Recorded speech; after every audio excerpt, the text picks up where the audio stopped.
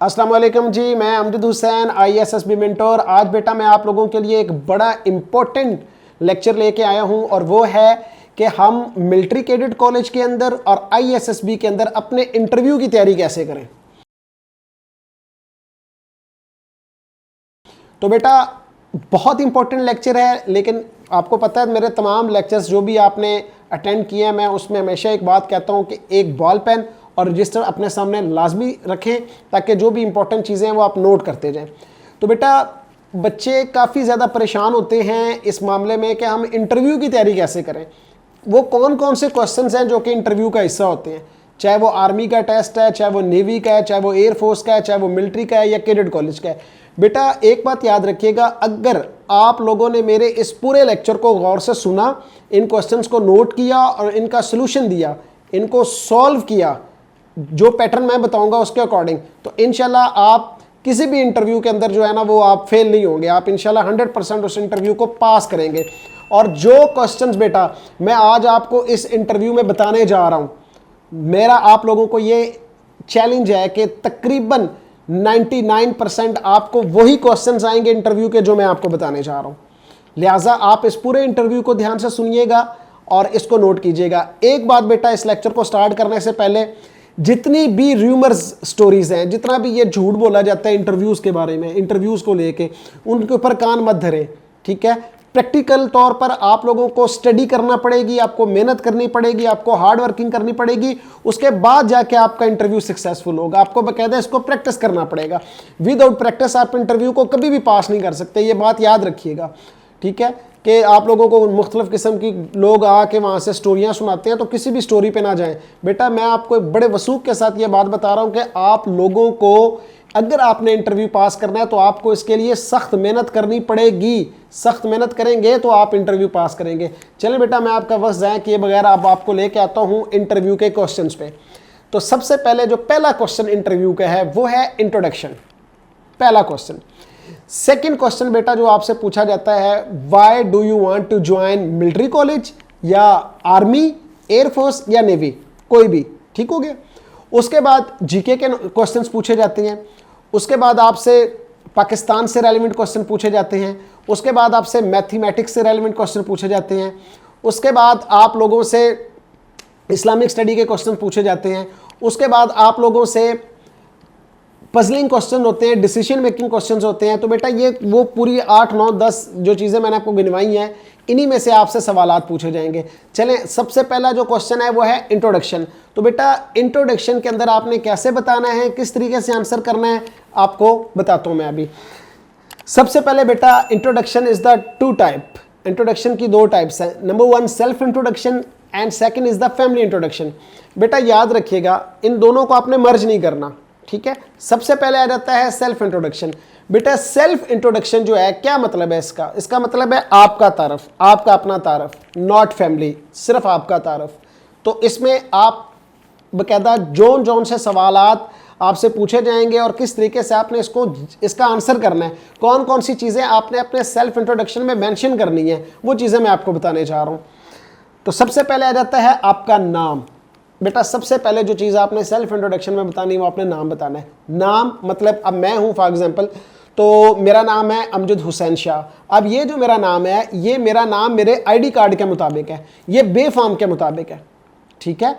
अक्सर लोगों के निक नेम भी होते हैं और उनको लोग शॉर्ट टाइम से भी बुलाते हैं, जैसे मुझे लोग अमजद भी कहते हैं, शाह साहब भी कहते हैं, ठीक है। लेकिन मेरा जो बेफाम के ऊपर और आईडी कार्ड के ऊपर जो नाम है वो अमजद हुसैन शाह है। लिहाजा आपने वहाँ पे वो नाम बताना है जो आपका आईडी कार्ड पे हो या बेफाम पे हो, ठीक है। तो पहली मिस्टेक जो कि बच्चे करते हैं वो ये करते हैं कि वो अपना निक नेम बता रहे होते हैं या वो शॉर्ट नाम जो घर में पुकारा जाता है वो नहीं, ऐसा नहीं करना। वो नाम बेटा जो बेफाम पे दिया गया वो आपने पुकारना।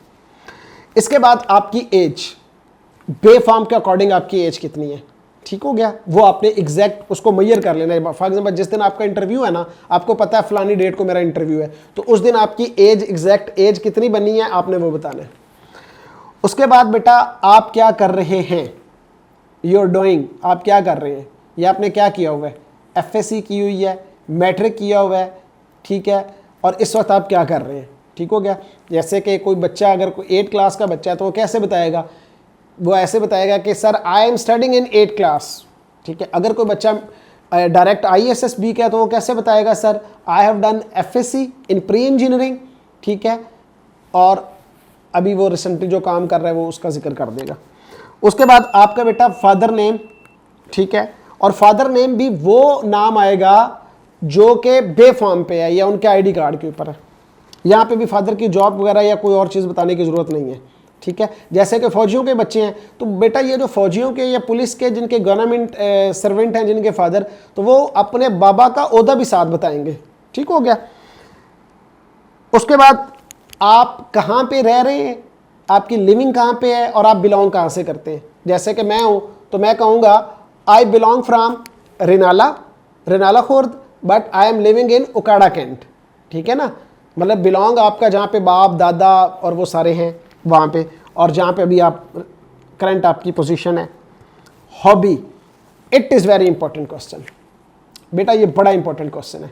आपकी जो हॉबी है ना बेटा, याद रखिएगा हॉबी के अंदर झूठ बोलने की ज़रूरत नहीं है, ठीक है। अगर मैं हॉबी को थोड़ा सा डिफ़ाइन करूँ तो मैं इस तरीके से इसको डिफ़ाइन करूँगा कि हॉबी आपकी प्लेइंग मोबाइल गेम्स भी हो सकती है, नॉवल पढ़ते हैं आप वो भी हो सकता है, कोई और बुक रीडिंग करते हैं वो भी हो सकता है, अगर आप हाफ़िज़ कुरान हैं और आप कुरान पाक पढ़ते हैं तो वो भी आपकी हॉबी हो सकती है, ठीक है ना। झूठ नहीं बोलना है इसमें। मेरा एक बच्चा जिसने मेरे से तैयारी की थी, ठीक है, माशाल्लाह सेलेक्ट भी हुआ, तो उससे मैंने पूछा जी आपकी हॉबी क्या है, तो उसने मुझे बताया सर मैं नेशनल जियोग्राफिक जो चैनल होता है उस पे सर वो जो जानवरों वाले प्रोग्राम है वो देखता हूँ, ठीक है। कुछ बच्चों की हॉबी होती है वो प्लांटिंग के अंदर उनको बड़ा शौक होता है, ठीक है ना। तो आप अपनी कोई भी हॉबी, अगर आपकी कोई हॉबी नहीं है तो 3-4 माह उसके ऊपर वर्क कर लें, उसके ऊपर काम कर लें आप, ठीक है, ताकि आपकी एक हॉबी और उस हॉबी के बारे में आपको कंप्लीट नॉलेज होना चाहिए, ठीक है ना।